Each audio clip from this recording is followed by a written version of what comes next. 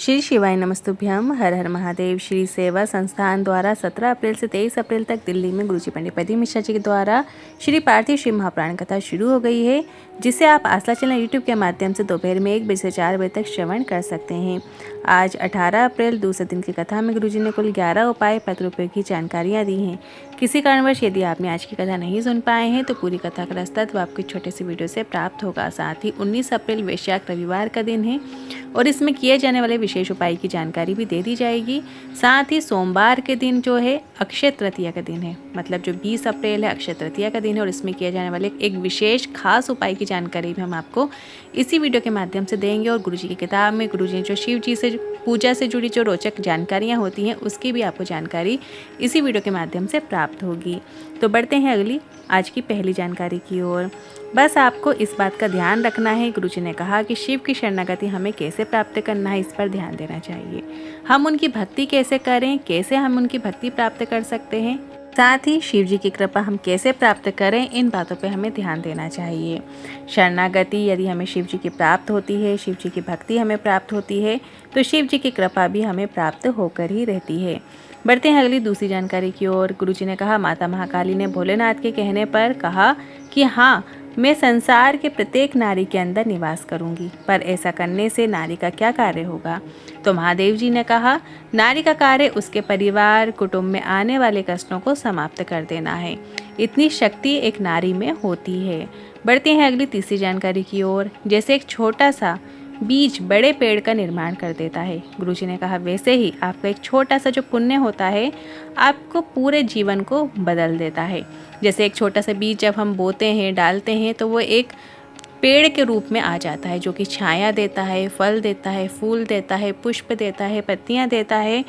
इसी तरीके से यदि एक छोटा सा पुण्य आप करते हैं तो वो आपके पूरे जीवन को बदल देता है, आपको धन धान्य से संपन्न कर देता है। एक छोटा सा प्रयास यदि हम सत्कर्म का करते हैं, पुण्य का करते हैं, तो उसका हमें फल है वो भी हमें अच्छे उसमें मिलता है।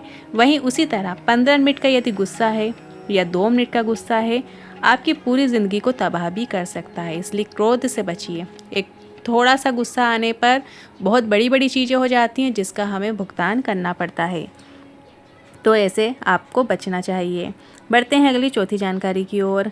तुमसे मतलब रहेगा, गुरुजी ने कहा, तो तुमको जोड़ लेंगे, अपने पास बुला लेंगे, क्योंकि तुम्हारे पास धन है, वैभव है, संपदा, पदवी, सब कुछ है। और ये सब यदि नहीं होगा तो सिर्फ एक ही हैं जो तुम्हारे साथ नहीं छोड़ेंगे, वो हैं देवादिदेव महादेव। यदि आपके पास धन है, वैभव है, तो लोग आपके पास खींचे चले आएंगे, आपसे जुड़ेंगे। पर यदि ये सब आपके पास नहीं है और तो लोग भी आपके पास नहीं आएंगे। और जो अगर आपने महादेव का हाथ थामा हुआ है तो सिर्फ वो आपका साथ कभी भी नहीं छोड़ेंगे। बढ़ते हैं अगली 5वीं जानकारी की ओर। गुरुजी ने कहा, जैसे काशी में शमशान है वैसे ही कुबेरेश्वर धाम में भी शमशान है। जैसे काशी में ज्ञानव्यापी कूप है वैसे ही कुबेरेश्वर धाम में भी कूप है, जहाँ आप कंकर शंकर का पूजन करते हैं, उसे छत डालकर ढक दिया गया है, गुरुजी ने बताया। जैसे काशी में वृक्ष हैं वैसे ही कुबेरेश्वर धाम में भी 300 साल पुराने वट वृक्ष हैं। बढ़ते हैं आज की कथा की 6वीं जानकारी की ओर। हो सकता है आपको हमारी बात बुरी लगे, गुरुजी ने कहा, ढंग की बात हमेशा ढंग के व्यक्ति से ही की जा सकती है। जिसके अंदर लोभ है, क्रोध है, अभिमान है, आसक्ति भरी हुई है, उसे शिव के बारे में बताओगे तो वो उसके अंदर कोई असर नहीं होगा। बढ़ते हैं अगली 7वीं जानकारी की ओर।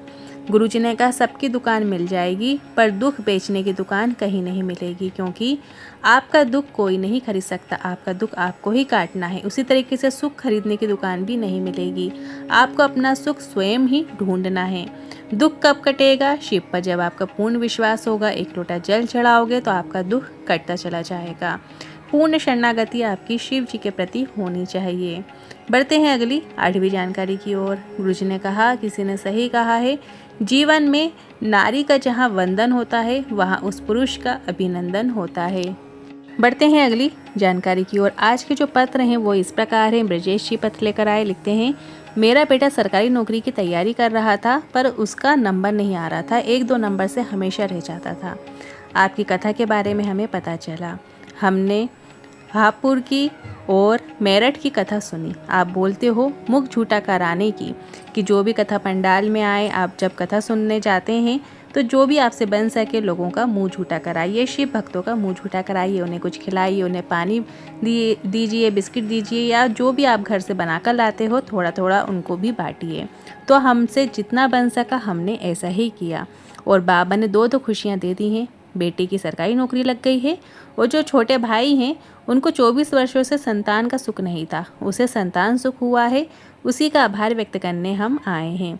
फिर अगला पत्र आया है सुनीता देवी जी का। लिखती हैं, किडनी खराब हो गई थी, उठना बैठना भी मुश्किल हो गया था, डॉक्टर ने भी हाथ ऊंचे कर दिए थे, पर शिव पर चढ़ाए गए जल का आचमन हमने शुरू किया। रोज शिव जी पर जल चढ़ाते, शिव जी से औषधि रूप में उस जल को फिर हम आचमन करते।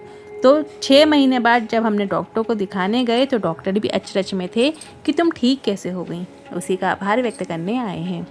अगला पत्र आया है लक्ष्मी उमा शंकर जी का। लिखते हैं, मेरी बाजू में गठान हो गई थी, जब डॉक्टर को दिखाया तो डॉक्टर ने जब जांच करी तो पता चला कि ऑपरेशन की ज़रूरत पड़ेगी।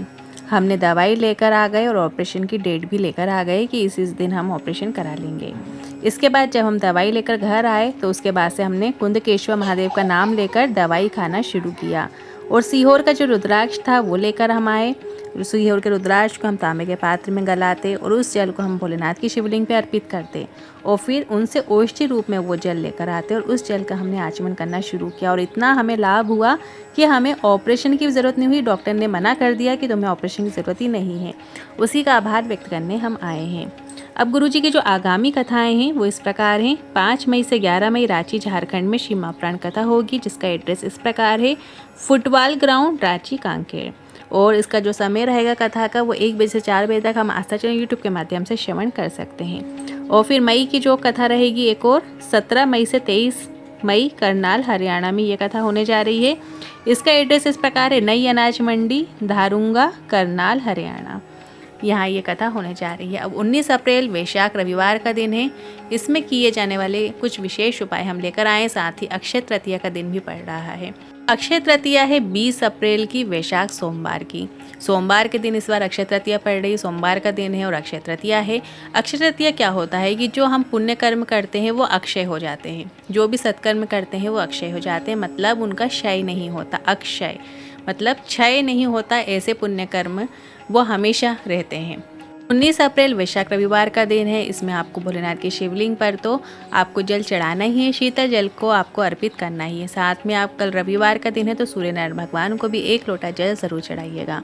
1 लोटे जल से आप ज़रूर अर्घ दीजिएगा, उसमें थोड़ा सा जो शीतल जल है वही उस प्रयोग में लाएँ। शीतल जल लीजिए अपने तांबे के कलश में, और हमेशा तांबे के कलश से ही आपको सूर्यनारायण भगवान को जल देना चाहिए। जल के अंदर अब आपको थोड़ी सी रोली कुमकुम डाल लेना है, थोड़े से अक्षत के दाने डाल लेना है, थोड़ी सी काली तिल आपको डाल लेना है। फिर आपको सूर्यनारायण भगवान को अर्घ देना है, जल देना है। जल की धार से सूर्यनारायण भगवान के दर्शन कीजिए। आंखें बंद रह के आपको जल नहीं चढ़ाना है, आंखें खोल कर आपको सूर्यनारायण भगवान के दर्शन करते हुए ओम सूर्याय नमः मंत्र का उच्चारण करते हुए फिर आपको अर्घ देना चाहिए। ऐसा करने से क्या होता है कि जो आपकी मान प्रतिष्ठा होती है वो बढ़ती है और आप में तेज बल आता है। अब जो 20 अप्रैल है अक्षय तृतीया का दिन है, तो इसमें आपको सत्तू का दान ज़रूर करना चाहिए। सत्तू आप घर में भी बना सकते हैं या मार्केट में भी जो सत्तू मिलते हैं वो भी आप प्रयोग में ला सकते हैं।